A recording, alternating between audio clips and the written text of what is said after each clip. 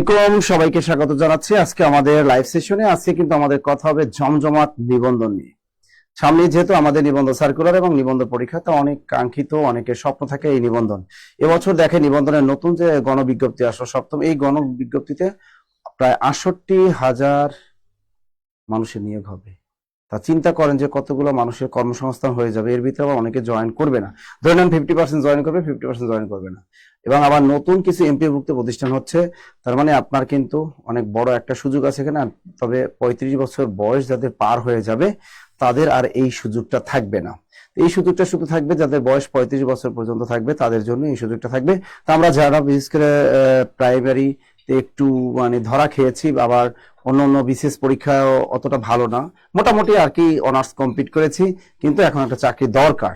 যাই হোক, আপনি সংসার করেন, পার্ট টাইম জব করেন, যাই করেন না কেন, যদি মনে চায় যে না আমি একজন কলেজের প্রভাষক হব, আমি স্কুলের একজন সহকারী শিক্ষক হব, বা স্কুল কলেজ 2 এর একজন শিক্ষক হব, তাহলে আপনাদের জন্য মূলত আজকের এই লাইভ ক্লাসটা।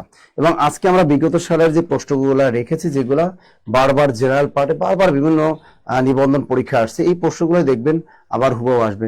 আমরা কিন্তু বারবার প্রাইমারি পরীক্ষায় কিন্তু একটা কথা বলেছিলাম যে প্রাইমারি বিগত সালের প্রশ্নগুলো পড়বেন এবং আপনারা কিন্তু বিসিএস পরীক্ষার প্রশ্ন পড়বেন, তাহলে দেখবেন হুবহু পারবেন। যেটা আপনারা যারা পরীক্ষা দিয়েছেন তারা দেখতে পেয়েছেন। আসলে প্রাইমারির বলেন আর নিবন্ধন বলেন আর 10 থেকে 20 গেট বলেন, বিসিএস ছাড়া কোনো গতি নেই। আপনি দেখবেন প্রত্যেকটা জব পরীক্ষায় বিসিএস এর প্রশ্নগুলো ধরে। ওকে, তো দেখি আপনারা কে কোন জায়গা থেকে আজকে লাইভ সেশনে যুক্ত হয়েছেন, একটু কমেন্টের মাধ্যমে ঝটপট জানিয়ে দেন। হ্যাঁ, একটু ঝটপট জানিয়ে দেন, ঝটপট জানিয়ে দেন। কেমন আছেন সবাই? একটু ঝটপট ঝটপট ঝটপট জানিয়ে দেন, কারণ আমাদের কিন্তু পড়াশোনা করতে হবে। এই বিভিন্ন ক্ষেত্রে ডিজিটাল জালিয়াতি, প্রশ্ন ফাঁস, এর ভিতর দিয়ে আপনার চাকরিটা নিতে হবে ভাই। এর ভিতর দিয়ে আমরা বাংলাদেশে জন্ম লাভ করেছি, কিন্তু দুর্নীতি এটা শিরায় শিরায় রন্ধ্রে রন্ধ্রে আমাদের ছড়িয়ে পড়েছে। দেখেন না, আজকে আমি একটা পোস্ট করেছিলাম যে পেয়েছে তারা বিসিএস এর নন ক্যাডার, অথচ তারা ক্যাডার হিসেবে 7 জন চাকরি করতেছেন ধুমাইয়া, তারা ক্যাডার। আবার দেখেন বিভিন্ন কলেজগুলোকে কি করতেছে, আপনি দেখা গেল আপনি নিবন্ধন দিয়ে একটা কলেজ আছেন, আপনাকে বিসিএস ক্যাডার বানাই দেবে। এই বাংলাদেশে সবই সম্ভব। আজকে দেখেন না, মোহাম্মদপুরে কিন্তু এরকম অনেকজন নিবন্ধন শিক্ষকদের বিসিএস ক্যাডার বানাই দিছে। তা আপনি যদি শুধু মনে করেন যে এরকম যদি হন, আপনারাও যদি কবলা থাকে, আপনি বিসিএস ক্যাডার হয়ে যাবে, নিবন্ধন দিয়ে বিসিএস ক্যাডার। এই কথাটা আপনার অনেকে খারাপ লাগতে পারে, তবে এটা সত্য কথা যে নিবন্ধন দিয়ে বিসিএস ক্যাডার হওয়া যায়। জানেন, নতুন কিন্তু চালু করছে সরকার। এই যে দেখছেন নন ক্যাডার, মানে নন ক্যাডার না, নতুন বিসিএস একটা ব্যবসা চালু হয়েছে। সেই বিসিএস ব্যবসাটা হলো যে আপনি মনে করেন আপনি একটা স্কুল কলেজে ঢুকবেন, ওই কলেজটাকে কি করবেন, মন্ত্রণালয় কিছু টিয়া পয়সা দিবেন, আপনাকে বিসিএস ক্যাডার বানাই দিবে। এরকম কিন্তু আছে, কিন্তু এরকম 13 জনকে বিসিএস ক্যাডার, 40 জনকে বিসিএস ক্যাডার বানাই দিছে। আজকে মোহাম্মদপুরে একটা কলেজে, স্কুল অ্যান্ড কলেজের 40 জন শিক্ষককে বিসিএস ক্যাডার বানাই দিছে। তাহলে আপনি নিবন্ধন দিয়ে বিসিএস ক্যাডার, আপনি পরিচয় দিতে পারবেন, সুন্দরী মাইয়ে বিয়ে করতে পারবেন, টেনশন নেওয়ার কোনো কারণ নাই। তার মানে নিবন্ধন মানে বিসিএস। এ কথা আমরা বলতে পারি কিনা বলেন? বলতে পারি কিনা? আপনি মানুষকে বলতে পারবেন যে ভাই তোরা বিসিএস পরীক্ষা দিছো 200 নম্বরের, এবং তোরা লিখিত পরীক্ষা দিছো 900 নম্বরের, এই তোরা যে 1100 নম্বরে তোরা লিখিত পরীক্ষা দিছো, ভাইবা দিছো, তারপর তোরা বিসিএস ক্যাডার হয়েছে। আর আমরা শুধু নিবন্ধন দিয়ে বিসিএস ক্যাডার, আমরা কি শুধু নিবন্ধন দিয়ে বিসিএস ক্যাডার? তার এই সুযোগটা হাতছাড়া করেন না। এখন কিন্তু এরকম একটা চলতেছে, আপনিও দেখবেন এই নিবন্ধন দিয়ে আপনিও কিন্তু কি হয়ে যাবেন, এই নিবন্ধন দিয়ে আপনিও কি হয়ে যাবেন, বিসিএস ক্যাডার হতে পারবেন। তাহলে দেখেন নিবন্ধনটা আপনি একটুই করেন না যে প্রাইমারি জবটাকে আপনি মনে করেন যে উল্টাপাল্টা ভাবতে পারেন। প্রাইমারি দিয়ে কিন্তু কখনোই আপনি বিসিএস ক্যাডার হতে পারবেন না, কিন্তু আপনি নিবন্ধনের মাধ্যমে বিসিএস ক্যাডার হতে পারবেন। ক্লিয়ার? অনেকে হয়ে গেছে বাংলাদেশে, এরকম আনাচে কানাচে অভাব নাই, তারা নিবন্ধন পরীক্ষা দিয়ে বিসিএস ক্যাডার হয়ে গেছে। আমার এলাকায়, আমার থানায় দেখেছি, আমার থানার যে কলেজটা আছে সেই কলেজটাকে সরকারি হয়ে গেছে। এখন সেখানে যারা নিবন্ধনধারী ছিল তারা এখন বিসিএস ক্যাডার হয়ে গেছে। এবার বুঝছেন? তাইলে এইরকম বুঝেন, তাহলে এরকম আপনার কপালেও কিন্তু আছে। সুতরাং এইটাকে আপনি নিবন্ধনটাকে একটু অবহেলা করা ঠিক হবে না। আমি আমি বলি আপনাদের সাউন্ড কম কেন? সাউন্ড কম স্যার, 19 থেকে 20 সেশনে যারা ডিগ্রি পাস করছে তারা কি নিবন্ধন আবেদন করতে পারবে? পারবে, করো। তোমার ডিগ্রি দিয়ে করা লাগবে কথা, তুমি ইন্টার সার্টিফিকেট দিয়েও করো, তাহলে হবে। আদাব স্যার, কৃষ্ণকলি, রাবিয়া খান, আসসালামু আলাইকুম সালাম। সাউন্ড, জুবার ভাই সাউন্ড সমস্যা নাকি? সাউন্ড কম, এই যে সুরাইয়া বলতেছে সাউন্ড কম। ডক্টর সাইদুল ইসলাম, আসসালামু আলাইকুম। ওয়ালাইকুম আসসালাম। মিতালি মুন্নি, সাউন্ড কম স্যার। জোর ভাই সাউন্ড একটু বাড়াই দেন, যত প্রকার আছে কান যেন ফাইটে যায় সবার। ধুমতারাকা সাউন্ড বাড়াই দেন। আচ্ছা, আর আছেন কারা কারা? একটু ঝটপট জয়েন করেন। স্যার সাউন্ড কম, স্যার সবাই বলতে সাউন্ড কম, দেখি না আমার ফোনটায় তো সাউন্ড ভালোই আছে। হয়তো যারা তোমরা ওই অ্যান্ড্রয়েড ছাড়া যারা ক্লাস করো তাদের ফোনে সমস্যা থাকতে পারে। তার প্রাইমারিও হবে, যে জাউরা ভিপি আছে তাতে হবেই। একটা জিনিস কি, বাংলা না প্রাইমারি দিয়ে তুমি বিসিএস ক্যাডার হইতে পারবে না, কিন্তু নিবন্ধনের কলেজে যদি থাকেন আপনার কলেজের সব স্যাররা মিলে টিয়া পয়সা দিবে মন্ত্রণালয়ে, মন্ত্রণালয় তোমার বিসিএস ক্যাডার বানাই দিবে। বাংলাদেশ সবই সম্ভব, তুমি নন ক্যাডার হবা তোমার ক্যাডার বানাই দিবে। বাংলাদেশে তুমি ভাইবা বোর্ডে আজকে দেখলাম কোথায় যেন ইসলামিক ফাউন্ডেশনে, সেখানে ভাইবাও অ্যাটেন্ড করেন নাই, তারপর তার চাকরি হয়ে গেছে। এই বাংলাদেশের চাকরিতে ভাইবা অ্যাটেন্ড করা লাগে না, তাহলে তাদের চাকরি হয়ে যায়, টেনশন নিয়েন না। আচ্ছা, হবে সার্কুলার হবে জরুরি ভাবে বলেন তো যদি জানা থাকে। ভাই আরিফ হোসেন ভাই, এটা আপনি একটা কাজ করেন, আপনি আমাদের ডক্টর মোহাম্মদ ইউনূস স্যারকে ফোন দেন, তাকে ফোন দিয়ে একটু জিজ্ঞেস করেন তো স্যার কবে কবে হবে, তাকে একটু ফোন দেন।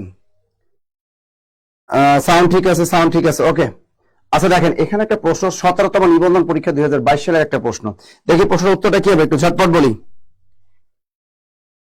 দ্রুত দ্রুত দ্রুত দ্রুত দ্রুত দ্রুত বলেন তো এটা বলেন যে ভাষার মূল উৎস কি? 17তম নিবন্ধন পরীক্ষা এসেছিল, একটু ঝটপট উত্তর করেন।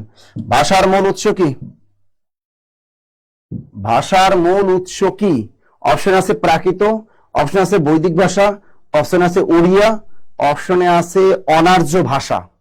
দেখি উত্তরটা কি পারেন, দ্রুত বলেন উত্তরটা কে বলেন।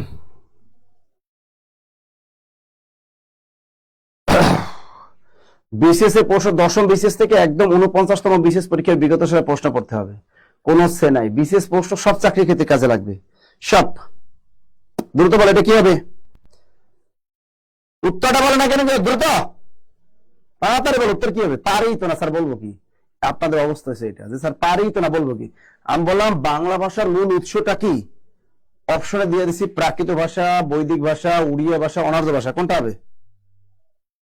এই এর আছে খালি দান্দা আছে, খালি ডিগ্রি পাস দিয়ে কি দেওয়া যাবে? ওরে ভাই যাবে, সবই যাবে। তোমার একটা এইচএসসি পাস থাকলে তুমি আবেদন করতে পারবা। এখন তুমি এটা উত্তরটা কও, দয়া করে উত্তরটা কও দেখি এটা কি। এই শ্রাবণের একদিন শীতে একটা বলছে স্যার, উত্তর এক। মোরাল, স্মৃতি মোরাল বলছে স্যার ক। দেখি দেখি দেখি আর কোনটা আর কোনটা আর কোনটা, ক ক ক ক ক। ভালো করে খেয়াল রাখেন, এই বাংলা ভাষার মূল উৎস কিন্তু প্রাকৃত ভাষা, এটা খেয়াল রাখেন। অনেক বাজারে গাইড বইয়ে দেয়া আছে বৈদিক ভাষা, ডাহা মিথ্যা কথা। বেদের ভাষাকে বলা হয় বৈদিক ভাষা। এই বৈদিক ভাষা কাকে বলে? এটা হলো বেদের ভাষা, বেদ লেখা হয়েছে যে ভাষায়, এটা লিখে রাখো, বেদের ভাষাকে বলা হয় বৈদিক ভাষা। বেদের ভাষাকে বলে বৈদিক ভাষা। তাহলে আমাদের বাংলা ভাষার মূল উৎস কি? প্রাকৃত ভাষা। আমরা জানি যে প্রাকৃত ভাষা থেকেই আমাদের বাংলা ভাষার জন্ম। এখান থেকে বাংলা ভাষার যদি বলে বাংলা ভাষার মূল উৎস কি, বা বাংলা ভাষা সাধারণত কোন ভাষা থেকে এসেছে, এটা হলো প্রাকৃত ভাষা। আর যদি বলে ডক্টর মোহাম্মদ শহীদুল্লাহর মতে বাংলা ভাষার উৎস কি, বলতে পারবা? ডক্টর মোহাম্মদ শহীদুল্লাহর মতে, বলো তো, ডক্টর মোহাম্মদ শহীদুল্লাহর মতে বাংলা ভাষার মূল উৎস কি, বলতে পারবা? গৌড়ীয় প্রাকৃত, লিখে রাখো, এটা হলো গৌড়ীয় প্রাকৃত বা গৌরী প্রাকৃত, এখান থেকে বাংলা ভাষার জন্ম। আর ডক্টর সুনীতি কুমার চট্টোপাধ্যায়ের মতে কি হবে বলেন তো? ডক্টর সুনীতি কুমার চট্টোপাধ্যায়ের মতে বাংলা ভাষার উৎস কি? মাগধী প্রাকৃত। মাগধী প্রাকৃত। যদি এই দুই মনীষীর যদি আসে তাহলে দুটি এভাবে দিবেন, হ্যাঁ দ্রুত বলেন। হ্যাঁ, বেদের ভাষাকে বলে বৈদিক ভাষা, বেদের ভাষাকে বলে বৈদিক ভাষা। শীতকাল চলে গেছে মনে হয়, তাই না? এখন শীতকাল চলে গেছে, এখন গরমকাল চলে আসছে আবার। হ্যাঁ দেখছেন, তাহলে তাহলে বেদের ভাষাকে বলে বৈদিক ভাষা হয়ে গেল, উড়িয়া অনার্য ভাষা, যাই হোক বাংলা ভাষার মূল উৎস শেষ। আমরা পরের প্রশ্নটা একটু চলে যাই, আপনারা পরেরটা দেখেন, বাংলা ভাষা সাহিত্যের মধ্যযুগের প্রথম নিদর্শন কি? এটা এই প্রশ্নটা আসছে 17তম নিবন্ধন পরীক্ষায়। 17তম নিবন্ধন পরীক্ষায় একটা প্রশ্ন আসছে, এটা উত্তরটা বলতে হবে আপনাদের ঝটফট, আর সবাই একটু শেয়ার করতে হবে। আমাদের ক্লাসগুলো ফ্রি করার মূল উদ্দেশ্য হলো বিনিময়ে টাকা দেওয়া লাগে না, ফ্রি ক্লাসগুলো করলে আমাদের হলো আমাদের শুধু শেয়ার করতে হয়, আর কোনো কাজ নেই। আচ্ছা, এটা কি হবে বলেন না? বাংলা ভাষা সাহিত্যের মধ্যযুগের প্রথম নিদর্শন কোনটি? মধুমালতী, সিকান্দানামা, শ্রীকৃষ্ণ কীর্তন নাকি বৈষ্ণব পদাবলী? পারবেন এটা কেউ? এই একটা অলরেডি একজনে বলে ফেলেছেন স্যার, এটা হবে শ্রীকৃষ্ণ কীর্তন। সবাই পারছেন, thank you thank you thank you. এটা শ্রীকৃষ্ণ কীর্তন। এখন এখান থেকে কি কি ধরনের প্রশ্ন আসতে পারে? বলছে বাংলা ভাষা সাহিত্যের মধ্যযুগের প্রথম নিদর্শন। বাংলা ভাষা সাহিত্যের মধ্যযুগের প্রথম নিদর্শন হলো শ্রীকৃষ্ণ কীর্তন। এই কাব্যটির মূল রচয়িতা লিখে রাখো, কাব্যটির মূল রচয়িতাকে, শ্রীকৃষ্ণ কীর্তন কাব্যের মূল রচয়িতা, মূল রচয়িতা, তাহলে মূল রচয়িতাকে, এ কাব্যের মূল রচয়িতা হলো বরু চণ্ডীদাস। লেখেন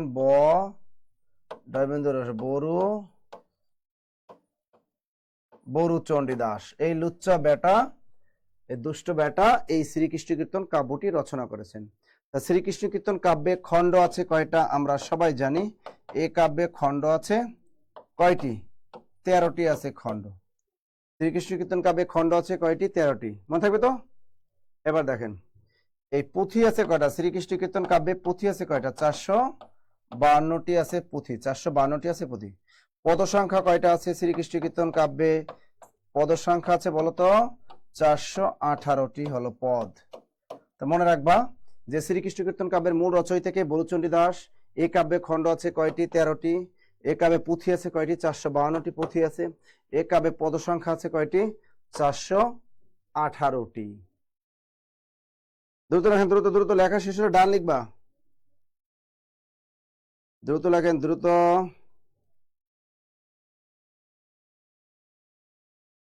লেখা শেষ হলে ডান লিখবেন।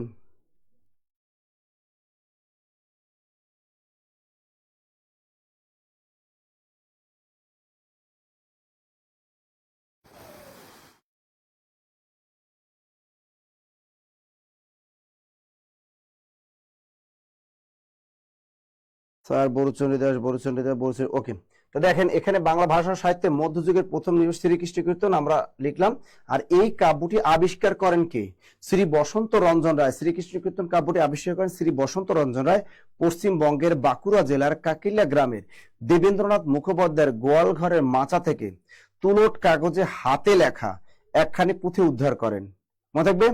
শ্রীকৃষ্ণ কীর্তন কাব্যটির মূল রচয়িতা যদি বলে উত্তরটা হবে বরুচণ্ডী দাস।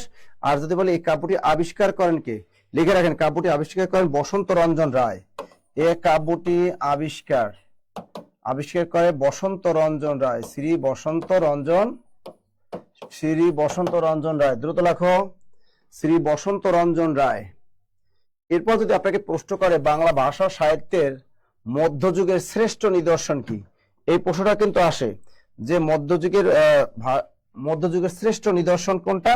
এই বৈষ্ণব পদাবলী। মনে থাকে জানো, এটা হলো মধ্যযুগের বাংলা সাহিত্যের শ্রেষ্ঠ নিদর্শন। এটা বাজারে কিছু গাইডে ভুল তথ্য দেওয়া আছে, তা লিখে রাখেন মধ্যযুগের বাংলা সাহিত্যের শ্রেষ্ঠ নিদর্শন। মধ্যযুগের বাংলা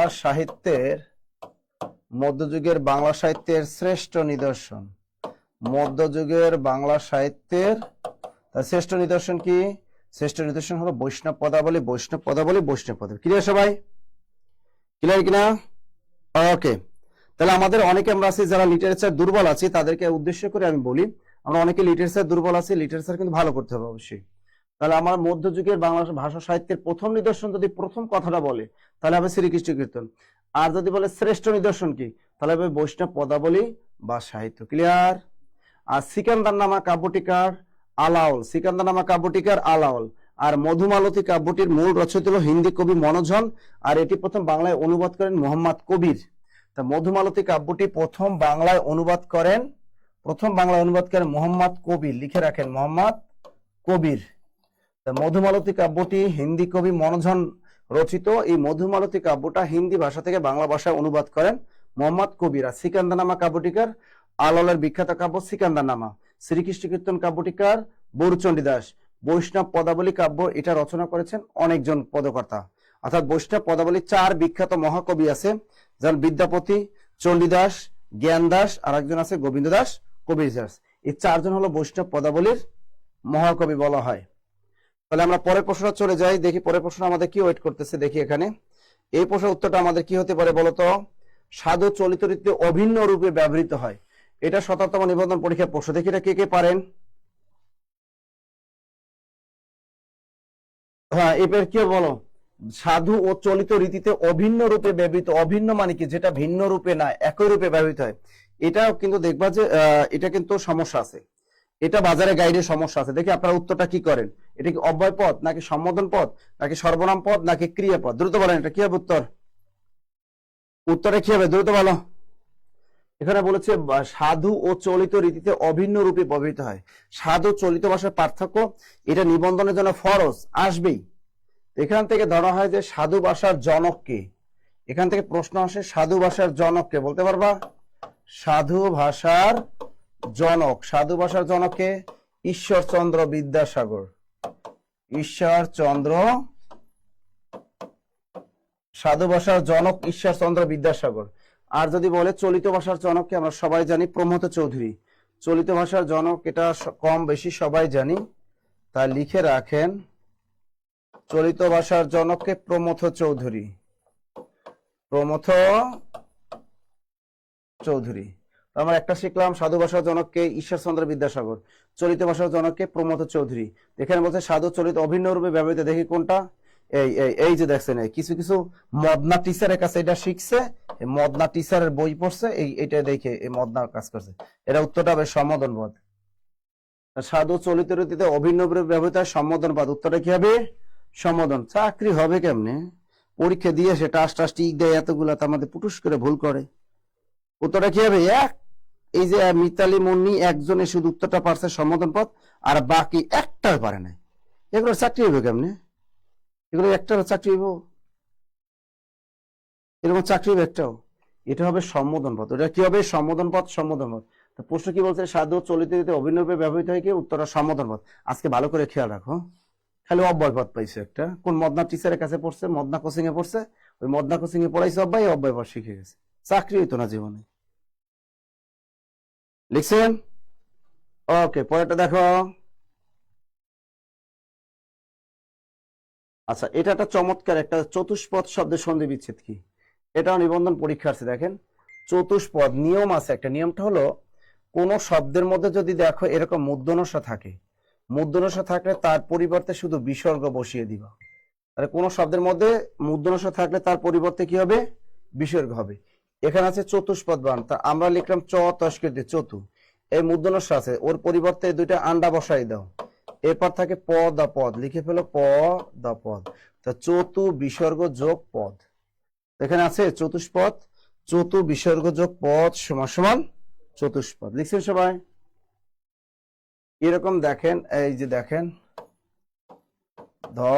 ধনু শয়টাষ্টং কয়কারে কারা, ধনুষ্টঙ্কার শব্দের সন্ধি বিচ্ছেদ কি? আমি বলেছি কোন শব্দের মধ্যে যদি মূর্ধন্য ষ থাকে তাহলে তার পরিবর্তে বিসর্গ বসাবো। তাহলে এখানে কি আছে? ধ নয় রস্যিকার ধনু, এই মূর্ধন্য ষ আছে, তার পরিবর্তে বিসর্গ বসাইলাম। তারপর থাকে টঙ্কার, বসাই দাও ট অনস্বর টং, কয়কারে কার আকার টঙ্কার। ক্লিয়ার সবাই? তা কোন শব্দের মধ্যে যদি আমরা মূর্ধন্য ষ দেখি তার পরিবর্তে আমরা বিসর্গ বসিয়ে দিব। হইল? মন থাকবে? ওকে, সবাই বলছেন জি স্যার, জি স্যার, জি স্যার, জি স্যার, জি স্যার, জি স্যার, জি স্যার, জি স্যার। ও আজকে একটা স্যার শিখাইছে অভ্যয়, ও জানে না করবে কি? না জানলে তো একটা শিখাই দেবে, বুঝেন না? কিছু তো জানা লাগবে। আর বাংলা তো এত সহজ না, পড়াশোনা করা লাগবে। খালি নকল করে পড়াইলে হবে? আচ্ছা গেল এটা। পরেরটা কি বলো? এটা কিন্তু সহজ। মানব শব্দের প্রকৃতি প্রত্যয় কি? খেয়াল করে, মানব মূলত কোন শব্দের শেষে অ থাকলে অ হয়। এটা 9 10 নতুন বোর্ড বইয়ে এটা হবে মনু যোগ অ সমান সমান মানব। আর পুরাতন বোর্ড বই এটা দেয়া আছে মনু যোগ কৃষ্ণ সমান সমান মানব। এখন 9 10 নতুন বোর্ড বই দেয়া আছে মনু যোগ অ সমান সমান মানব, আর পুরাতন বোর্ড বই দেয়া আছে মনু যোগ কৃষ্ণ। তা দেখি এখানে মনোযোগ অ আছে কিনা। না, মনোযোগ অ কোথাও নেই, সুতরাং পুরাতন স্টাইলই মেরে দিব। না, এটা তো মনু হবে, বরিশাল্লা মনু যোগ কৃষ্ণ। এই যে বরিশাল্লা মনু যোগ কৃষ্ণ সমান সমান হয়ে গেল। লিখছেন লিখছেন লিখছেন লিখছেন, দ্রুত দ্রুত। ওটা অব্যয় হবে না, ওটা সম্বোধন পদ হবে। এই তোমরা ধনুষ্টঙ্কার, এই যে সোহেল রানা ভাই, তুমি ধনুষ্টঙ্কার এটা হয় না, হয় নাই তো তোমার। আর ধনুষ্টঙ্কার বানানই তো তোমরা পারো না অনেকে। হ্যাঁ, ধনুষ্টঙ্কার বানানটাই অনেকে পারে না। ধনুষ্টঙ্কার বাংলা একাডেমি অভিধান খুলে দেখো, এখানে ধনস কেন ধনু, এই বিসর্গ দেবা এইটা। এখন এই সোহেল রানা কি করছে, সে ধনু লেখা এখন কোলন চিহ্ন দিছে। আরে ভাই এটা কোলন চিহ্ন হবে কেন, বিসর্গ তো বিসর্গ, মানে আন্ডার মতো দুইটা। তোমরা এই আন্ডা দাও না কেন, বুঝলাম না কিছু, ভুল করো কেন? ভুল করতে করতে জীবনটা শেষ হয়ে যাবে। আচ্ছা, কোনটি উপপদ তৎপুরুষ সমাস, এটা কি দেখো। উপপদ তৎপুরুষ সমাসটা কি মানে এক কথায় প্রকাশ করা যাবে, যেমন ছেলে দ্বারা, প্রতিবাদ, বিলাতপ্রত, উপগ্রহ। দেখো এখানে এক কথায় প্রকাশ করা যায় কোনটা। উপপদ তৎপুরুষ সমাস আমরা কিন্তু সমাস চ্যাপ্টারে পড়েছি। উপপদ তৎপুরুষ সমাস চেনার উপায় হলো, তুমি পরীক্ষার হলে দেখবা এখানে 4টা অপশনের ভিতরে যেটা দেখবা এক কথায় প্রকাশ করা যাবে, ওটাকে তুমি টিক দিয়ে চলে আসবা উপপদ তৎপুরুষ সমাস। তা দেখি এখানে আছে ছেলে ধারা, প্রতিবাদ, বিলাত ফেরত, উপগ্রহ। কোনটা হবে বলেন তো? বিলাত ফেরত। একজন বিলাত ফেরত কোনটা হবে, বলো বলো বলো, কোনটা হবে উত্তরটা? ঝটফট ঝটফট, দ্রুত দ্রুত দ্রুত, উত্তর কোনটা হবে? কোনটা হবে দ্রুত বলো। এখন পর্যন্ত একজনও বলতে পারেন নাই। ছেলে ধরা, একজনে বলতে স্যার আয়েশা বলছে স্যার ছেলে ধরা। দ্রুত দ্রুত দ্রুত, খেয়াল করো এইখানে উপপদ তৎপুরুষ এক কথা প্রকাশ, বিরুদ্ধবাদ, প্রতিবাদ, এক কথা প্রকাশটা, বিলাত হতে ফেরত, বিলাত ফেরত, গ্রহের তুল্য, উপগ্রহ, না এটা হবে না। ছেলে ধারা, ছেলে ধারে যে, ছেলে ধরে যে, ছেলে ধারা, এরকম পরীক্ষা আসবে পঙ্কজ, পঙ্কজ, এটাও কিন্তু উপপদ তৎপুরুষ সমাস। পরীক্ষা আসবে সুস্মিতা, এগুলো কিন্তু উপপদ তৎপুরুষ সমাস। পরীক্ষা আসবে খেচর, এটাও এক কথা প্রকাশ করা যায়, যে মানে খেচর কাকে বলে, আকাশে চড়ে যা খেচর। সুস্মিতা মানে কি, যে নারীর হাসি সুন্দর, এরকম এগুলো এক কথায় প্রকাশ করা যায়। পঙ্কজ, পঙ্কে জন্মে যা, এগুলোকে বলা হয় উপপদ তৎপুরুষ। আচ্ছা, এখানে একটা প্রশ্ন আছে, বাক্যে কোন জ্যোতি চিহ্নটি থাকলে থামার প্রয়োজন নেই। এইরকম একটা প্রশ্ন কিন্তু জ্যোতি চিহ্ন বা বিরাম চিহ্ন থেকে আসে। তার আগে আমরা জেনে নিই জ্যোতি চিহ্ন কতটি। লেখা রাখো জ্যোতি বা বিরাম চিহ্ন কয়টা, লেখো জ্যোতি বা বিরাম চিহ্ন। জ্যোতি বা বিরাম চিহ্ন কয়টি? জ্যোতি বা বিরাম চিহ্ন কিন্তু 13টি। অপশনে 13 না থাকলে 12তে টিক দিয়ে চলে আসবে। জ্যোতি বা বিরাম চিহ্ন কয়টি? 13টি। 13টি না থাকলে 12টিতে টিক দিবা। দ্রুত লেখেন। হ্যাঁ, hyphen hyphen hyphen hyphen hyphen hyphen, good good good, সবাই পারছেন এটা হাইফেন। দ্রুত লেখো। তা জ্যোতি বা বিরাম চিহ্ন কয়টি? 13টি। অপশন 13 না থাকলে 12 থাকবে, 12তে টিক দিবা। 12 13 দুইটা থাকলে 13তে টিক দিবা। দ্রুত লেখো। তো দেখো এখানে বাক্যে কোন জ্যোতি চিহ্নটি থাকলে থামার প্রয়োজন নেই। এখানে একটা টেকনিক দিয়ে একটা নিয়ম, আমরা একটা টেকনিক কিন্তু আমরা একটা শিখাই জ্যোতি চিহ্ন পড়ানোর সময়। তা টেকনিকটা লেখো, কোলন ড্যাশ দাড়ির জিজ্ঞাসা শুনে 1 সেকেন্ড বিস্ময়ে দাঁড়িয়ে রইল। একটা টেকনিক লিখে রাখো, যারা না জানেন লেখো। কোলন ড্যাশ লেখেন কয় করে, colon, colon dash, colon dash দাড়ির জিজ্ঞাসা শুনে, দাড়ির জিজ্ঞাসা, কোলন ড্যাশ দাড়ির জিজ্ঞাসা শুনে 1 সেকেন্ড, 1 সেকেন্ড বিস্ময়ে দাঁড়িয়ে রইল, বিস্ময়ে দাঁড়িয়ে রইল। হাইফেন ইলেক ও ব্র্যাকেট বলল, হাইফেন ইলেক ও ব্র্যাকেট বলল আমাদের দাঁড়ানোর দরকার নেই, আমাদের দাঁড়ানোর দরকার নেই। দেখো এতটুকু লিখছি, তার ভিতরে চলে আসছে। তাই কোলনে কতটুকু থামতে হবে? 1 সেকেন্ড। কোলনে কতটুকু থামতে হবে? 1 সেকেন্ড। ড্যাশ চিহ্নে কতটুকু থামতে হবে? 1 সেকেন্ড। দাড়িতে কতটুকু থামতে হবে? 1 সেকেন্ড। জিজ্ঞাসা চিহ্নে কতটুকু থামতে হবে? 1 সেকেন্ড। এই বিস্ময় চিহ্নে কতটুকু থামতে হবে? 1 সেকেন্ড। তা টেকনিকটা কি? কোলন ড্যাশ দাড়ির জিজ্ঞাসা শুনে 1 সেকেন্ড বিস্ময়ে দাঁড়িয়ে রইল। তখন হাইফেন ইলেক ও ব্র্যাকেট বলল আমাদের দাঁড়ানোর দরকার নেই। তাহলে হাইফেনে থামার প্রয়োজন নেই, ইলেক চিহ্নে থামানোর প্রয়োজন নেই, ব্র্যাকেটেও থামার প্রয়োজন নেই। সুতরাং উত্তরটা হবে হাইফেন। উত্তরটা কি হবে? হাইফেন। ক্লিয়ার সবাই? মনে থাকবে, মনে থাকবে স্যার। প্রান্তিক নাকি প্রান্তীয় বিরাম চিহ্ন? ওই প্রান্তিক বিরাম চিহ্ন। কোলন্ডাস দাঁড়িয়ে জিজ্ঞাসা শুনে লেখা শেষ। কমা বললো আমাকে এক বলতে হবে, এই টেকনিকটা শেষ করে এবার লিখে দিই। কমা বললো আমাকে এক বলতে হবে।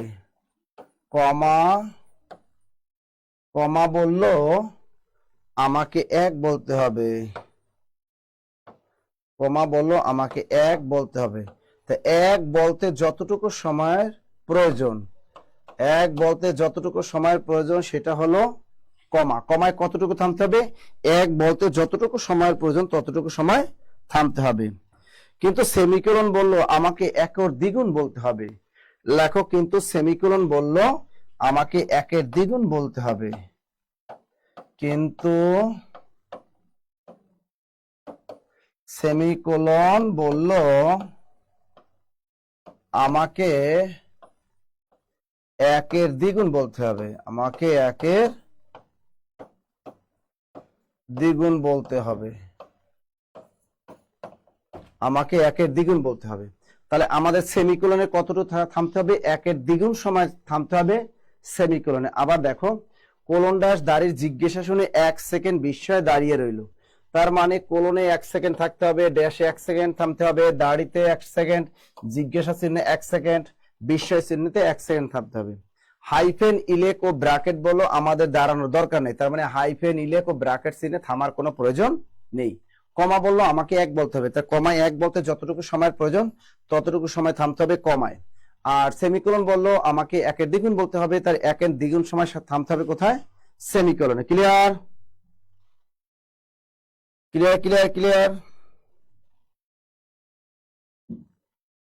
এগুলা ক্যারিয়ার প্লাস বইয়ের টেকনিক গুলো লেখা আছে, ক্যারিয়ার প্লাস বইয়ের টেকনিক গুলো দেওয়া আছে। ওকে স্যার, লিখে ঝাপসা দেখা যায়। আচ্ছা আচ্ছা ভাই, আমি বলে দিয়েছি তো, পরের প্রশ্ন আমরা চলে যাই। চমৎকার একটা প্রশ্ন। সংবাদ প্রভাকর পত্রিকার সম্পাদককে, সংবাদ প্রভাকর পত্রিকার সম্পাদককে, প্রতিষ্ঠাতা সম্পাদক কে ছিলেন? সংবাদ প্রভাকর, এটা হলো 16তম নিবন্ধন পরীক্ষা এসেছিল যে সংবাদ প্রভাকর পত্রিকার প্রতিষ্ঠাতা সম্পাদককে। কাজী নজরুল ইসলাম। আমরা জানি কাজী নজরুল ইসলাম 3টা পত্রিকা সম্পাদনা করছেন। বলতো কাজী নজরুল ইসলামের সম্পাদিত পত্রিকা 3টি।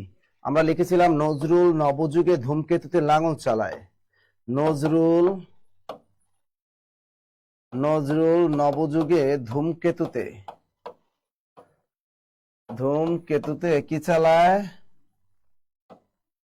লাঙল চালায়। তা দেখো এখানে দৈনিক নবযুগ পত্রিকার সম্পাদককে কাজী নজরুল, ধূমকেতু পত্রিকার সম্পাদক কাজী নজরুল, লাঙল পত্রিকার সম্পাদককে কাজী নজরুল। তাহলে এখানে বলছে সংবাদ প্রভাকর, এটা হলো উত্তরটা হবে ঈশ্বরচন্দ্র গুপ্ত। ঈশ্বরচন্দ্র গুপ্ত, তাকে বাংলা সাহিত্যে গুপ্ত কবি বলা হয়, তাকে বাংলা সাহিত্যে যুগ সন্ধিক্ষণের কবি বলা হয়। প্রশ্ন কিন্তু আসে যে দুই যুগের মিলনকারী কবি বলা হয় কাকে? দুই যুগের মিলনকারী কবি বলা হয় এই ঈশ্বরচন্দ্র গুপ্তকে। মনে থাকবে, দুই যুগের মিলনকারী কবিকে ঈশ্বরচন্দ্র গুপ্ত। যুগ সন্ধিক্ষণের কবি বলা হয় কাকে? ঈশ্বরচন্দ্র গুপ্তকে। এবং তাহলে সংবাদ প্রভাকর পত্রিকার প্রতিষ্ঠা সম্পাদক ঈশ্বরচন্দ্র গুপ্ত। আর বঙ্কিমচন্দ্র চট্টোপাধ্যায় কোন পত্রিকার? বঙ্গদর্শন পত্রিকা। এই হলো 1872 সালে প্রকাশ পায় বঙ্গদর্শন। এই বঙ্গদর্শন পত্রিকার প্রতিষ্ঠা সম্পাদক ছিল বঙ্কিমচন্দ্র চট্টোপাধ্যায়। প্রমোদ চৌধুরী, আমরা জানি সে কি? প্রমোদ চৌধুরী কোনটা? সবুজ পত্র। এই সবুজ পত্র, এটা কিন্তু পত্রিকা না, সবুজ পত্র একটা সাময়িক পত্র। তা সবুজ পত্র সাময়িক পত্রিকাটির সম্পাদককে, এটা হলো প্রমথ চৌধুরী। ভালো করে খেয়াল রাখো, কাজী নজরুল ইসলাম 3টা পত্রিকা সম্পাদনা করেছেন। আমরা টেকনিক লিখে দিয়েছি যে নজরুল নবযুগে ধূমকেতুতে লাঙ্গল চালায়, দৈনিক নবযুগ, ধূমকেতু, লাঙ্গল, এই 3টি পত্রিকার সম্পাদক ছিলেন কাজী নজরুল ইসলাম। আর সংবাদ প্রভাকর পত্রিকার প্রতিষ্ঠাতা সম্পাদক ছিলেন ঈশ্বরচন্দ্র গুপ্ত। বঙ্গদর্শন পত্রিকার প্রতিষ্ঠাতা সম্পাদক ছিলেন বঙ্কিমচন্দ্র চট্টোপাধ্যায়। আর সবুজ পত্র এই সাময়িক পত্রিকাটির সাময়িক পত্রের প্রথম সম্পাদক ছিলেন প্রমথ চৌধুরী। কি সবাই? লেখা শেষ, লেখা শেষ, লেখা শেষ, লেখা শেষ। God god god god. পড়াশোনার ভিতরে থাকবা। এই যে দেখো, যারা আমাদের নিবন্ধন করছে, এখন যারা ভর্তি হয়েছেন বা বিসিএস কোর্সে যারা ভর্তি হয়েছেন, তারা দেখেন ক্লাস করতেছেন, নিয়মিত ক্লাস করবেন। আজকে দেখেন ম্যাথমেটিক্সের 2জন স্যারের ক্লাস চলতেছে। একজন আমাদের তরিকুল স্যারের ক্লাসে চলতেছে, ইমো স্যারের ক্লাসে চলতেছে আজকে এখানে, আর দুই পাশে দুই স্যার ক্লাসে, হাবিব স্যারের ইংরেজি ক্লাস চলতেছে আজকে, 3টা টিচার ক্লাস দিতেছে, এবং আমি আবার এদিকে আবার ফ্রি ক্লাস দিতেছি আপনাদের।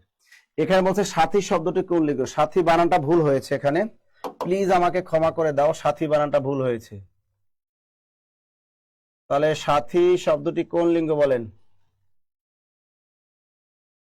বলেন সাথী কোন লিঙ্গ? সাথী বানানটা শুদ্ধ কি বলতে পারবা?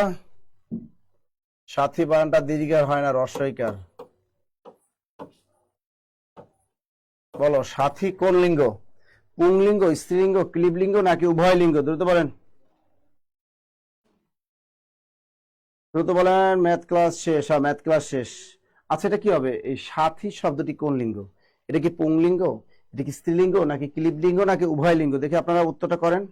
স্যার এটা উভয় লিঙ্গ। এই লিঙ্গ নিয়ে বেশি নাড়াচাড়া করো না, শীতের ভিতরে লিঙ্গ নিয়ে বেশি নাড়াচাড়া করা যাবে না। লিঙ্গ কিন্তু আসে পরীক্ষায়, এবার প্রাইমারিতে একটা আসছে না, কবিরাজ বা একদম সবাই পারছে। এই সহজ সহজ প্রশ্নগুলা পাইরা সবাই মনে করছে যে বা আমি তো পারছি, কি সুন্দর, ওই কচু কলে চাকরি হইতো না, সবাই পারছে। কবিরাজ কোন নিচে কোনটি লিঙ্গান্তর হয় না। আচ্ছা, এখন এই লিঙ্গ নিয়ে যেহেতু পরীক্ষায় প্রশ্ন আসছে প্রাইমারিতে, সুতরাং নিবন্ধনও ধরবে।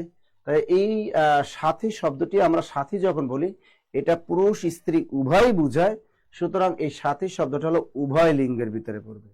কোনটা? উভয় লিঙ্গ। তাহলে কি হবে উত্তরে? কি হবে বলতো? দ্রুত দ্রুত, উভয় লিঙ্গ, দ্রুত দ্রুত দ্রুত। বিএসসি এডমিশন কি হইতে পারবো? হ্যাঁ পারবেন, পারবেন, পারবেন। সাথী বানানটা কিন্তু রস্বইকার, সাথী বানানটা কিন্তু রস্বইকার। লিখছে সবাই? ওকে, তার মানে সবাই পারছে। এরকম উভয় লিঙ্গ আরো কি আছে দেখো, বা শিশু, এই শিশু এটাও কিন্তু উভয় লিঙ্গ, নারী পুরুষ উভয় বোঝায় শিশু।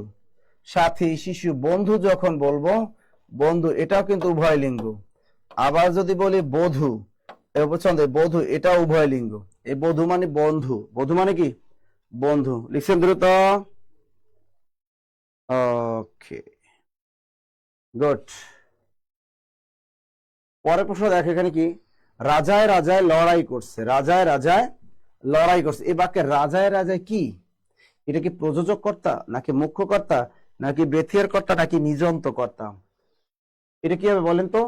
রাজায় রাজা, এখানে সাবজেক্ট কটা? এই একটা রাজা, এই একটা রাজা, দুটো সাবজেক্ট।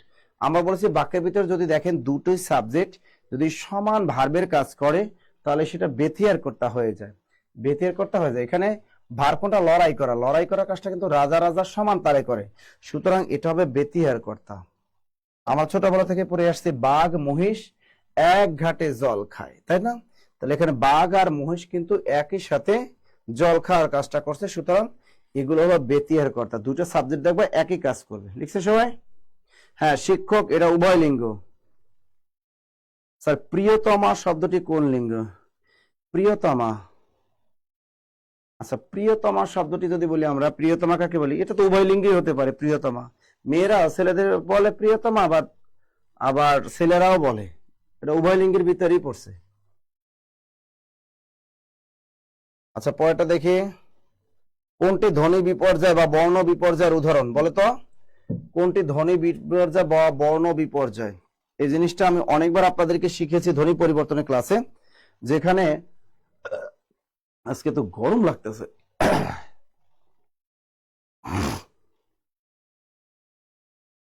ধ্বনি বিপর্যয় আগে বলো।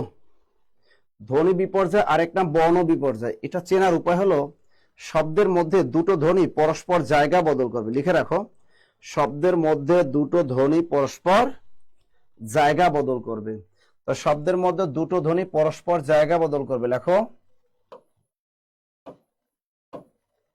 শব্দের মধ্যে দুটো ধ্বনি কি করবে? শব্দের মধ্যে দুটো ধ্বনি পরস্পর জায়গা বদল করবে, পরস্পর জায়গা বদল করবে। তাহলে শব্দের মধ্যে দুটি ধ্বনি পরস্পর জায়গা বদল করবে। যেমন এখানে আছে, আমি যদি একটা উদাহরণ দিই, নকশা। এই যে দেখো, এই ন কিন্তু এখানে ঠিক মতো থাকবে, তালবস্যা মাঝখানে ঢুকে পড়বে, আর এই ক শেষে চলে যাবে, নস্কা। এটাকে দেখো এই ন ন ঠিক মতো থাকবে, তাহলে এই দুইটা ধ্বনি অর্থাৎ এই শেষের ধ্বনিটা মাঝখানে ঢুকবে, মাঝখানে শেষে যাবে, যেমন নস্কা, নকশা হয়ে গেল নস্কা। আরটা যদি আমরা উদাহরণ দিই, যেমন দেখো পিশাস, পিশাস, এটা দিলে পিশাস, এই পয়স্কের পি, পয়স্কের পি ঠিক থাকবে, চ মাঝখানে ঢুকে পড়বে, আর তালা বসা শেষে চলে যাবে। এগুলোকে বলে ধ্বনি বিপর্যয় অথবা বর্ণ বিপর্যয়। দ্রুত লেখো, ধ্বনি বিপর্যয় অথবা বর্ণ বিপর্যয়। দ্রুত দ্রুত দ্রুত দ্রুত, লিসেন লিসেন। হ্যাঁ, রিক্সা হবে রিস্কা, এই তো তোমার পারছো। রিক্সা হয়ে যাবে রিস্কা, তাই না? যেমন বলে এই রিক্সা, এদিকে আসো, এই দেখো রসকে রি, ক দন্ত শেখা, রিক্সা। রিক্সা বানানটা কিন্তু এখন তালবস্যা দিয়ে লেখে, কি দিয়ে লেখে? তালবস্যা। বানানটা দন্তস্যা দিয়ে লেখেন এখন, আর হয়ে যাবে এই রয় রসিকারি, রসকারি থাকবে, তালবস্যা মাঝখান ঢুকে ক শেষে চলে যাবে। তাহলে এগুলোকে বলা হয় ধ্বনি বিপর্যয় অথবা বর্ণ বিপর্যয়। সুতরাং এখানে উদাহরণ হবে পিশাস, পিশাস। আচ্ছা, পরের প্রশ্ন আমরা দেখি কি আসে আমাদের। যোগরূঢ় শব্দ, দেখো এই এগুলো থেকে কিন্তু নিবন্ধন পরীক্ষা একটা ধরে যোগরূঢ় শব্দ। একটা জিনিস দেখো, এখানে আমাদের অর্থ অনুসারে শব্দকে তিন ভাগে ভাগ করা যায়। তার ভিতরে এক নাম্বার আছে যৌগিক শব্দ, এক নাম্বার আছে যৌগিক শব্দ। তার পরীক্ষা আপনাকে ধরতে পারে নিচের কোনটি যৌগিক শব্দ। তা যৌগিক শব্দ টেকনিকটা লিখে রাখো, মধুর মিতালি গায়ক, মধুর, মধুর মিতালি গায়ক কর্তব্য না করে, মধুর মিতালি গায়ক কর্তব্য না করে বাবুয়ানা ভাব করে রাধুনী দৌহিত্রকে সঙ্গে নিয়ে, রাধুনী, রাধুনী দৌহিত্রকে সঙ্গে নিয়ে, রাধুনী দৌহিত্রকে সঙ্গে নিয়ে গোলাপি চিকা মারতে গেল। কি চিকা? গোলাপি চিকা মারতে গেল। তাহলে টেকনিকটা লিখে রাখো, মধুর যৌগিক শব্দ তোমার এটা ধরতে পারে, এবার নিবন্ধন পরীক্ষা ধরতে পারে যে নিচের কোনটি যৌগিক শব্দ, আবার বলতে পারে নিচের কোনটি যৌগিক শব্দ নয়। তাহলে টেকনিকটা মনে রাখো, মধুর, মধুর মিতালি গায়ক কর্তব্য না করে বাবুয়ানা ভাব করে রাধুনী দৌহিত্রকে সঙ্গে নিয়ে গোলাপি চিকা মারতে গেল। এখানে চিকা মারা কি শব্দ? যৌগিক শব্দ। টেকনিকটা একেবারে মুখস্থ করে ফেলো, একদম মুখস্থ, এখান থেকে ধরবে কিন্তু টেকনিকটা একেবারে মুখস্থ করো। কিরে প্লাস বইটা ফেব্রুয়ারিতে পাবা, 30 তারিখ বিসিএস পরীক্ষা হবে, বিসিএস পরীক্ষা প্রশ্ন অ্যাড হবে, তারপরে নতুন এডিশনের বই আসবে একদম। মধুর মিতালি গায়ক কর্তব্য না করে বাবুয়ানা ভাব করে রাধুনী দৌহিত্রকে সঙ্গে নিয়ে গোলাপি চিকা মারতে। লেখা শেষ হলে ডান লিখবা, দ্রুত লেখা শেষ হলে ডান লিখবা, দ্রুত লেখো ডান, লেখা শেষ হলে ডান লিখবা, দ্রুত দ্রুত দ্রুত লেখা শেষ হলে ডান লিখবে, একটু ডান না লিখলে হবে না তো। আচ্ছা, তাহলে যৌগিক শব্দ মধুর মিতালি গায়ক কর্তব্য না করে বাবুয়ানা ভাব করে রাধুনী দৌহিত্রকে সঙ্গে নিয়ে গোলাপি চিকা মারতে গেল, এগুলো হলো যৌগিক শব্দ। তাহলে আমরা এক নাম্বারে যৌগিক শব্দ শিখে গেলাম। এরপর কি শিখবো বলতো? এবার 2 নম্বর লেখো রুর বা রুরি শব্দ। 9 নম্বর লেখো রয় দিকে রু, ঢয় বিন্দুরা, রুর অথবা রুরি, রুর বা রুরি শব্দ। লেখো রুর বা রুরি শব্দ। তা রুর বা রুরি শব্দ একটা টেকনিক লেখা রাখো, তেলে ভাজা সন্দেশ খেয়ে, তেলে ভাজা, তেলে ভাজা সন্দেশ খেয়ে এক রাখাল প্রবীণ, এক রাখাল প্রবীণ গবেষণা করে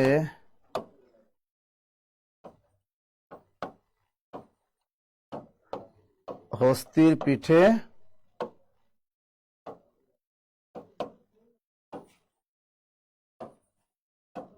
বাঁশি বাজে। তা কি লিখলাম? তেলে ভাজা সন্দেশ খেয়ে এক রাখাল প্রবীণ গবেষণা করে হস্তির পিঠে বাঁশি বাজায়। তো পরীক্ষা যদি আসে তৈল কি শব্দ, এটা হলো রুর বা রুরি শব্দ, সন্দেশ রুর বা রুরি শব্দ, রাখাল রুর বা রুরি শব্দ, প্রবীণ রুর বা রুরি শব্দ, গবেষণা রুর বা রুরি শব্দ, হস্তি রুর বা রুরি শব্দ, বাঁশি হলো রুর বা রুরি শব্দ। দ্রুত লিখে ফেলো। তেলে ভাজা সন্দেশ খেয়ে এক রাখাল প্রবীণ গবেষণা করে হস্তির পিঠে বাঁশি বাজায়। দ্রুত লেখো। স্যার আমি মেরি সরকার, স্যার আমি অনার্স শেষ করেছি, আমি কি বিসিএস আবেদন করতে পারবো? হ্যাঁ পারবা। পারবা না কেন? অবশ্যই পারবা, কেন পারবা না? অবশ্যই। আচ্ছা দেখো, আমাদের এখানে একটা গুগল ফর্ম দেওয়া হচ্ছে, এই গুগল ফর্মটা কিন্তু সবাই ফিল আপ করে দিবেন। হ্যাঁ, গুগল ফর্মটা ফিল আপ করে দিলে আপনি কম টাকায় সুন্দর মতো আপনি বিসিএস কোর্সে ভর্তি হতে পারবেন, নিবন্ধন কোর্সে ভর্তি হতে পারবেন, অ্যাডভান্স প্রাইমারি কোর্সে ভর্তি হতে পারবেন, 10 থেকে 20তম গ্রেড কোর্সে ভর্তি হতে পারবেন। লেখা শেষ? ওকে। তা তেলে ভাজা সন্দেশ খেয়ে এক রাখাল প্রবীণ গবেষণা করে হস্তির পিঠে বাঁশি বাজায়, এটা হলো রুর বা রুরি শব্দ। এরপর 3 নম্বর আমরা শিখবো যোগ রুর শব্দ। লেখো যোগ রুর শব্দ। 3 নম্বর লেখো যোগ রুর, এই যেটাই পরীক্ষা আসছে যোগ রুর শব্দ। তাহলে এই যোগ রুর শব্দটা কি আসলে, এটা একটা টেকনিক দিয়ে লেখো। ব লদ বলদ, লেখো বলদ রাজপুত, বলদ রাজপুত পঙ্কজ মহাযাত্রা করে, বলদ রাজপুত পঙ্কজ মহাযাত্রা করে জলধির কাছে গেল। টেকনিকটা একদম মুখস্থ করবা। তাই বলদ কি শব্দ? যোগরূঢ় শব্দ। রাজপুত যোগরূঢ় শব্দ, পঙ্কজ যোগরূঢ় শব্দ, মহাযাত্রা যোগরূঢ় শব্দ, জলধি যোগরূঢ় শব্দ। তাহলে পরীক্ষায় এসেছে নিচের কোনটি যোগরূঢ় শব্দ? উত্তরটা কি হবে? পঙ্কজ। উত্তরটা কি হবে? পঙ্কজ। দ্রুত বলো। ক্লিয়ার সবাই? লিখছে সবাই? লিখছে লিখছে, লেখা শেষে ডান লেখো, লেখা শেষে ডান লেখো, ডান লেখো। তারা অন্তত পক্ষে এখান থেকে এই অর্থ অনুসারে শব্দ যে 3 প্রকার, এখান থেকে আসলে যেন কোনোটা মিস না হয়, এটা মাথায় রাখবেন সবাই। আমরা পরের প্রশ্নটা একটু দেখি কি আসছে। নিচের কোন বাক্যটি শুদ্ধ? এখানে শুদ্ধ বাক্য আপনাকে আইডেন্টিফাই করতে বলছে, কিন্তু বাক্য শুদ্ধিকরণ। এখানে কারো ফাল্গুন মাস, কারো পৌষ মাস, না কারো ফাল্গুন মাস হবে না, এটা ভুল আছে। ঠিক আছে, তাহলে এটা হলো ভুল আছে, এটা হবে না। সে প্রাণীবিদ্যায় দুর্বল, আগত শনিবার, আগত শনিবার তো হবে এরা। আর আছে বিধি লঙ্ঘিত হয়েছে, আসলে বিধি লঙ্ঘিত হয় না, বিধি লঙ্ঘন হয়, বিধি লঙ্ঘন হয়। তা সে প্রাণীবিদ্যায় দুর্বল, এখানে প্রাণীবিদ্যা বানানটাও ঠিক আছে। আর শুধু প্রাণী বানান কিন্তু দীর্ঘই করে, খেয়াল রাখবা। শুধু প্রাণী বানানটা যদি আসে তাহলে সেটা দীর্ঘের হবে। আর যদি বলে প্রাণীবিদ্যা, তাহলে প্রাণীবিদ্যা বানানটা কিন্তু রস্বীকার হয়ে যাবে, প্রাণীবিদ্যা। দুর্বল বানানটা ওখানে ঠিক আছে, কারণ কোনো শব্দ দ্বারা যদি দূরত্ব না বোঝায় তাহলে দয়ের অস্বীকার হবে। তাহলে উত্তরটা হবে সে প্রাণীবিদ্যায় দুর্বল। ক্লিয়ার সবাই? ওকে, আমরা পরের প্রশ্নে চলে যাই। টপ্পা কি? চমৎকার একটা প্রশ্ন আসছে আমাদের। এটা বিশেষ পরীক্ষার প্রশ্ন, এটা নিবন্ধন পরীক্ষায় তুলে দিয়েছে। এটা বিশেষ পরীক্ষা আসছে, এটা আবার নিবন্ধন পরীক্ষায় তুলে দিয়েছে। আচ্ছা দেখো, টপ্পা কি? বাংলা সাহিত্যের প্রথম ধর্ম নিরপেক্ষ গানের নাম হলো টপ্পা গান। লেখো প্রশ্নটা। বাংলা সাহিত্যের প্রথম ধর্ম নিরপেক্ষ, বাংলা সাহিত্যের প্রথম ধর্ম নিরপেক্ষ গান, সেটা হলো টপ্পা গান। এবার লেখো টপ্পা গানের জনক।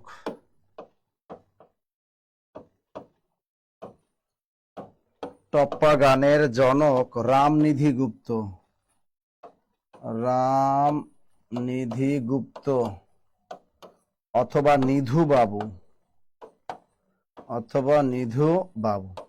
দ্রুত লেখেন। এবার লেখেন আধুনিক বাংলা গীতি কবিতার সূত্রপাত হয় টপ্পা গান থেকে। আর একটা পয়েন্ট লেখেন, আধুনিক বাংলা গীতি কবিতার সূত্রপাত হয়, আধুনিক বাংলা গীতি কবিতার আধুনিক বাংলা গীতি কবিতার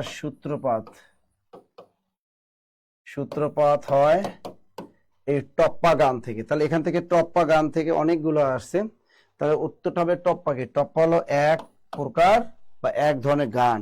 তো কি কি প্রশ্ন এখান থেকে লিখে রাখবা। এক নম্বর লিখবা বাংলা সাহিত্যের প্রথম ধর্মনিরপেক্ষ গান বলা হয় টপ্পা গানকে। এরপরে লিখবা টপ্পা গানের জনককে রামনিধু গুপ্ত অথবা নিধু বাবু, রামনিধু গুপ্ত অথবা নিধু বাবু। এরপর লিখবা আধুনিক বাংলা গীতি কবিতার সূত্রপাত হয় কোথা থেকে, এই টপ্পা গান থেকে। দ্রুত লেখো, আধুনিক বাংলা গীতি কবিতার সূত্রপাত হয় কোথা থেকে, টপ্পা গান থেকে। লেখা হয়েছে?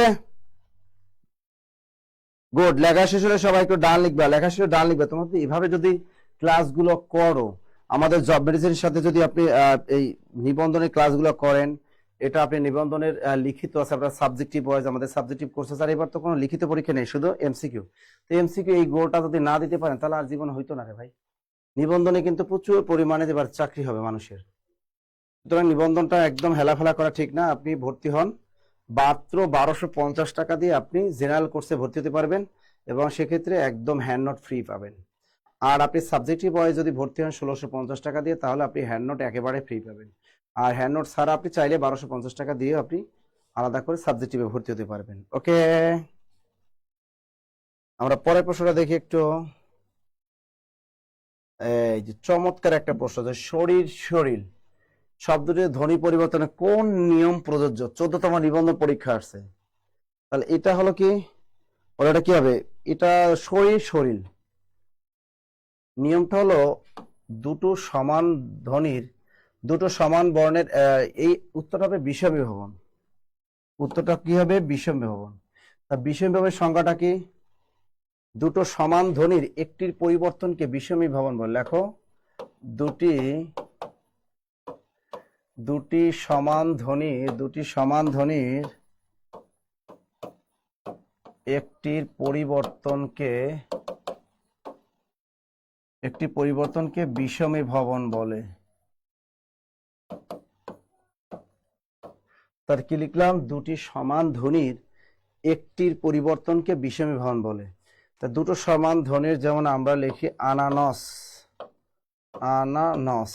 দেখো এই একটা ন, এই একটা ন, একটা ন চেঞ্জ করে দাও, হবে আনারস, আনারস। এই নটা চেঞ্জ হয়ে র হয়ে গেল। আবার এখানে আছে শরীর, দেখো শরীর, এটাও আছে র, এটাও আছে র, দুইটা র আছে, হয়ে যাবে স রয় দীর্ঘিকা ল, শরীর। এই রটা চেঞ্জ হয়ে র ল হয়ে গেল। দুটো সমান ধ্বনির একটির পরিবর্তনকে কি বলে, বিষমী ভবন বলে। এরকম আছে, দেখো লাল, আমরা যদি বলি লাল, দুটো সমান ধ্বনি হয়ে যাবে নাল। দুটো লেখো, দুটো সমান ধ্বনির একটি পরিবর্তনকে বিষমী ভবন বলে। Thank you, thank you, thank you, thank you, thank you. গ্রামে কি শীত আছে এখনো? বলো তো আমাকে, কমেন্টে জানাও তো, বলো তো। এই গ্রামে শীত আছে? আমি তো দেখতেছি ঢাকা শহরে শীত নাই, শীত চলে গেছে। ঢাকা শহর প্রচন্ড গরম, এখন প্রচুর গরম লাগতেছে ঢাকা শহরে। তোমাদের গ্রামে কি শীত আছে? বলো, শীত আছে? আনানাস, আনারস। এরকম আরো একটা উদাহরণ আছে, এরকম যেমন বিষমে আর একটা উদাহরণ আছে, যেমন আমি যদি বলি, সেটা হলো আরমারি, আরমারি। দেখো এই একটা র, এই একটা র, দুইটা র, হয়ে যাবে আলমারি, আরমারি হয়ে যাবে আলমারি, হয়ে গেল আলমারি।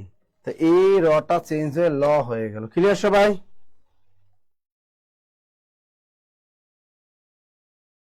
মনে থাকবে। পেড বেজের স্টুডেন্টদের জন্য কি এইরকম ফি না? তোমরা পেড যারা পুরাতন স্টুডেন্ট তারা যদি হয়, তাহলে তারা 1050 টাকা দিয়ে ভর্তি হতে পারবা। জি স্যার, কম্বলের মধ্যে আছি, রাশেদ ইসলাম। তোমার আর যৌবন নাই, তুমি শেষ। তপন শর্মা স্যার, পঞ্চগড়ে অনেক শীত, কচু শীত। এটা কথা। গরমে বাঁচতেছে না, তোমাদের লাগে। পরেরটা দেখো, দুর্যোগ। এটা একটা সন্ধি নিয়ম, কিন্তু আমি শিখিয়েছি আপনাদেরকে, যে কোন দুর্যোগ শব্দের সঠিক সন্ধি বিচ্ছেদ কি, অর্থাৎ কোন শব্দের মধ্যে যদি রেফ থাকে, কোন শব্দের মধ্যে রেফ, এই যে এখানে উপরে টান, এটাকে বলে রেফ। তা কোন শব্দের মধ্যে রেফ থাকলে কি হবে? রেফ থাকলে তার পরিবর্তে বিসর্গ বসবে। রেফ থাকলে তার পরিবর্তে কি হবে? বিসর্গ হবে। রেফ থাকলে কি হবে? বিসর্গ হবে।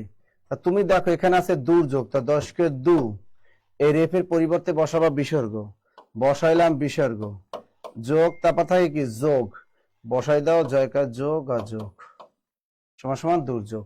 এরকম যদি আরো আসে, তুমি যদি দেখো, যদি বলে দুর্নীতি, এর সন্ধি বিচ্ছেদ কি, দেখো এখানেও রেপ আছে, তাহলে আমরা কি 10 কে 2, এই রেপ আছে, এর পরিবর্তে কি হবে? বিসর্গ, 2 বিসর্গ যোগ কি হবে? নীতি সমান সমান দুর্নীতি। দ্রুত দ্রুত দ্রুত লেখো। কোন শব্দের মধ্যে যদি রেপ থাকে তাহলে তার পরিবর্তে বিসর্গ বসিয়ে দিবা। দ্রুত লেখো।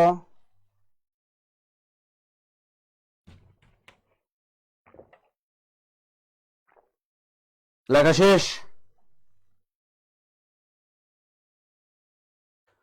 মনুরা লিখেছ? তাহলে কোন শব্দের মধ্যে রেপ থাকলে তার পরিবর্তে বিসর্গ বসাই দিবা, আর কোনো কাজ নাই। আচ্ছা, কোনটি মৌলিক স্বরধ্বনি? দেখো আমরা জানি আমাদের মৌলিক স্বরধ্বনি কয়টি? 7টি। আমাদের স্বরধ্বনি বা মৌলিক স্বরধ্বনি কয়টা? 7টা। সেটা কি কি? দেখো, অ, আ, ই, উ, এ, ও, আর একটা কি? এ। এই 7টিকে বলা হয় মৌলিক স্বরধ্বনি। তাই এখানে বলছে কোনটি মৌলিক স্বরধ্বনি? ও কি মৌলিক স্বরধ্বনি? না। দীর্ঘ কি মৌলিক স্বরধ্বনি? না। ওই কি মৌলিক স্বরধ্বনি? না। তা মৌলিক স্বরধ্বনি কিন্তু এই যে এ, উত্তরটা হবে এ। এ হলো বাংলা ভাষায় মৌলিক স্বরধ্বনি। অনেকে ঘুমিয়ে পড়ছে, শীতের রাত তো সবাই ঘুমায় থাকে। বাহ, সবাই ঘুমায় পড়ছে অলরেডি। শীতের রাত তো অবশ্য ঘুমায় না, চ্যাটিং করে। বেবি কি করো? চ্যাটিং করে। এখানে বলছে বাকযন্ত্রের অংশ নয়। এটা বিশেষ পরীক্ষার একটা প্রশ্ন। বাকযন্ত্রের অংশ নয়। তুমি দেখো আমাদের এই ঠোঁট, এটা কিন্তু দুইটা ঠোঁট কিন্তু বাকযন্ত্রের অংশ। মুখের ভিতরে এই গলনালী, গলা, গলনালী, কণ্ঠনালী থেকে মুখের মধ্যে যা কিছু আছে সবই বাকযন্ত্র। মুখের উপরে শুধু এই এই ঠোঁট, এই ওষ্ঠ বলা হয়। মুখের উপরে এই ঠোঁট হলো শুধু বাকযন্ত্রের অংশ, আর উপরে যা দেখো একটাও অংশ না। এই থুতনি, গাল, কান, চোখ, এগুলো একটাও, চুল, কপাল, এগুলো কোনো বাকযন্ত্রের অংশ না।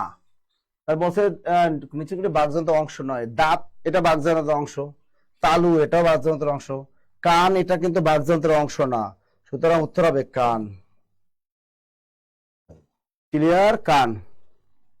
আপনার নাক কিন্তু বাকযন্ত্রের অংশ, নাক কাজে লাগে কিন্তু। তাহলে এখানে উত্তরটা হবে কান। উত্তরটা কি হবে? কান। আচ্ছা, গাড়ি স্টেশন ছাড়লো, এটা কি বলতো? গাড়ি স্টেশন ছাড়লো, এখানে স্টেশন কোন কারকে কোন বিভক্তি একটু খেয়াল করো। আমি বললাম একটা হলো অপাদান কারক, একটা হলো অপাদান। অপাদান মানে একটু মাইনাস বোঝায়। আর একটা আছে আমাদের অধিকরণ কারক। অধিকরণ কারক মানে একটু প্লাস বোঝায়। কি বোঝায়? প্লাস বোঝায়। এখানে অপাদান কারকে দেখো এখানে একটা স্থান বোঝায়, তবে এটা চলমান সময় বোঝায়। এটা চলমান স্থান বোঝায়, চলমান স্থান। আর এখানে অধিকরণ কারকে স্থির স্থান বোঝায়, স্থির স্থান। এখানে বলে গাড়ি স্টেশন ছাড়লো, তা গাড়ি স্টেশন ছাড়লো, এখানে এখানে এই স্টেশন একটা স্থান, ছাড়লো মানে মাইনাস হয়ে যাচ্ছে। তার মানে এটা অপাদান কারক। কোন কারক? এটা কিন্তু অপাদান কারক। কোন কারক? এটা কিন্তু অপাদান কারক। কোন কারক? অপাদান কারক। এটা চলমান বোঝাচ্ছে, ছাড়লো। আর যদি বলতো গাড়ি স্টেশন পৌঁছলো, যদি বলে গাড়ি স্টেশন পৌঁছলো, এখন যদি স্টেশনে দাগ দিত তাহলে এটা অধিকরণ কারক হয়ে যেত, কারণ গাড়িটা এসে স্টেশনে থেমে গেছে, প্লাস বুঝাচ্ছে, তাহলে সেটা হয়ে যেত অধিকরণ কারকে শূন্য। আর যেহেতু বলছে গাড়ি স্টেশন ছাড়লো মানে মাইনাস হয়ে যাচ্ছে, তাহলে এটা অপাদান কারকে শূন্য। ক্লিয়ার সবাই? হ্যাঁ, এটাগুলো তো আপনারা পারেন, কারণ আমি যেভাবে কারক আপনাদেরকে শিখিয়েছি তা আপনারা তো এটা তো মিস হওয়ার কথা না।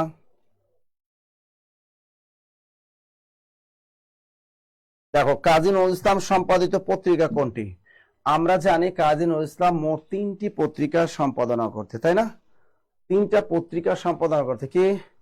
নজরুল নবযুগে ধূমকেতুতে লাঙল চালায়, আমি কিন্তু বলেছিলাম নজরুল নবযুগে ধূমকেতুতে লাঙল চালায়। তাহলে এখানে এই যে দৈনিক নবযুগ আছে, এটা ক্লিয়ার? সবাই পারছে, এটা সহজ, কিন্তু আমি একবার লিখেছি তাই এটা আর পড়াইলাম না, এটা আপনারা সবাই পারলেন। শেষ। আজকে এই ছিল আমাদের 20টা এমসিকিউ পড়াইলাম, এই ছিল আমাদের আজকের ক্লাস। এই শীতের ভিতরে গ্রামগঞ্জে আসলে শীত আছে, এটা বোঝা যায় যে গ্রামে শীত আছে, শহরে না থাকলেও। সবাইকে অসংখ্য ধন্যবাদ এতক্ষণ আমাদের সাথে থাকার জন্য এবং কষ্ট করে আমাদের ক্লাসগুলো করার জন্য। আপনাদেরকে দাওয়াত দিচ্ছি যে এখন আপনাদের যাদের হাতে মানে আর কোনো অপশন নেই, এই প্রায় শেষের দিকে, তাদের নিবন্ধনের দিকে ডাইভার্ট হয়ে যান। আর যারা মনে করেন যে আমার এখনো সুযোগ আছে বিসিএস দেওয়ার, আমি বলবো আপনার বিসিএস এ যুক্ত হয়ে যান। বিসিএস এ এক সেট বিশাল আকৃতির বই পাবেন 5টা, কোর্স ফি মাত্র 4000 টাকা। দেখেন, তাহলে আপনারা যারা মন স্থির করতেছে স্যার আমি 51তম বিসিএস এর নিব, 51তম বিসিএস প্রস্তুতি নেব, একদম স্যার আমার লেকচার শিট বইগুলো সহ 51তম বিসিএস যদি আপনি প্রস্তুতি নেন, সেক্ষেত্রে আপনাকে পে করতে হবে অনলি 4000 টাকা। এই 4000 টাকার ভিতরে আপনি একদম লেকচার শিট সহ, লেকচার শিট একদম আপডেট লেকচার শিট সহ, একদম লেকচার শিট সহ ফ্রি একদম। আর যদি মনে করেন স্যার আমি নিবন্ধন জেনারেল পার্টে ভর্তি হব, সাবজেক্টিভ আরটা জেনারেল, নিবন্ধন জেনারেল পার্টে যদি আপনি যুক্ত হন, 4টা সাবজেক্ট বাংলা, অঙ্ক, ইংরেজি, জিকে, ম্যাথ, এই যে যেগুলো আছে, এই নিবন্ধন 4টা সাবজেক্ট যদি আপনি করেন, সেক্ষেত্রে আপনাকে পে করতে হবে একদম 1250 টাকা, একদম সাথে হ্যান্ড নোট একদম ফ্রি। এটার সাথে হ্যান্ড নোট একদম কি পাবেন? ফ্রি পাবেন, সুন্দরবন কুরিয়ারে ফ্রি পাবেন। আর যদি বলেন স্যার আমি নিবন্ধন সাবজেক্টিভ, স্যার আমি 19তম নিবন্ধন সাবজেক্টিভ, 19তম নিবন্ধন সাবজেক্ট, আলাদা আলাদা সাবজেক্ট, ঠিক আছে, সাবজেক্টে যদি ভর্তি হন, তাহলে আপনি একদম 1650 টাকা দিলে একদম হ্যান্ড নোট ফ্রি পাবেন, হ্যান্ড নোট ফ্রি পাবেন। আর যদি 1250 টাকা দিতে চান, সেক্ষেত্রে কোনো ধরনের হ্যান্ড নোট পাবেন না, ঠিক আছে? 1250 টাকা ভর্তি হ্যান্ড নোট পাবেন না, এর জন্য আবার আলাদা আপনাকে টাকা পে করতে হবে। স্যার আপনাদের যোগাযোগ নাম্বারটা, যোগাযোগ নাম্বার 01901519501, এরকম 02030405, এই নম্বরগুলো হোয়াটসঅ্যাপ নাম্বার, হ্যাঁ, হোয়াটসঅ্যাপ নাম্বার আপনি করতে পারবেন। আর আমাদের যে গুগল ফর্ম দেয়া হয়, যাদের আর্থিক সমস্যা থাকে তারা গুগল ফর্মটা পূরণ করতে পারবে। স্যার বাংলায় আপনার থেকে একদম সঠিক ব্যাখ্যা পাওয়া যায়, থ্যাংক ইউ জানাবো। জাকি স্যার নিবন্ধনের আবেদন কি শুরু কবে থেকে? নিবন্ধন সার্কুলার এখনো দেয় না স্যার, আপনার ফোন নাম্বারটা দরকার। আমার ফোন নাম্বারটা দরকার? নিবন্ধন সার্কুলারটা দিবে দিবে দিবে নির্বাচনের পরে দিয়ে দিবে। আমার নাম্বারটা দরকার, আমার নাম্বারটা অফিস থেকে নিয়ে নেবা, 01755072190। ওকে ওকে ওকে ওকে স্যার, পরে কি হবে? চাকরি তো কিনে পাওয়া যায় আবেদ আলী চাচার কাছে, হয় এটাও সত্য কথা। তাও সবাই তো আর পায় না, সবাই তো টাকা নেই, সবাই তো টাকা নেই, সবাই তো চোরামি পথে যেতে চায় না। তাহলে এখনো, তাহলে পৃথিবী ধ্বংস হয়ে যেত। বাংলাদেশে এখনো কিছু সৎ মানুষ আছে, এখনো কিছু সৎ মানুষ আছে। তা আপনারা একটু এই যে দেখেন, আমাদের হটলাইন নাম্বারে কল দিয়ে বিস্তারিত জেনে তারপর আপনারা ভর্তি হতে পারবেন। আগামীকাল আমাদের ক্লাস শুরু হবে নিবন্ধন ব্যাচের। সুতরাং যারা নিবন্ধন ব্যাচে বা 51তম বিসিএস ফাউন্ডেশন কোর্সে যদি ভর্তি হন, তাহলে আর আমাদের মিরপুর 10 সহ সারা বাংলাদেশের সকল শাখায় আপনি কিন্তু ডিসকাউন্টে কিন্তু ভর্তি হতে পারবেন। আমাদের বাংলাদেশের সকল শাখায় ডিসকাউন্টে কিন্তু আপনি ভর্তির সুযোগ পাবেন। ওকে, মনে থাকবে। ওকে, ভালো থাকবেন, সুস্থ থাকবেন। আপনাদের সাথে দেখা হবে আগামীকাল ক্লাসে। আল্লাহ হাফেজ।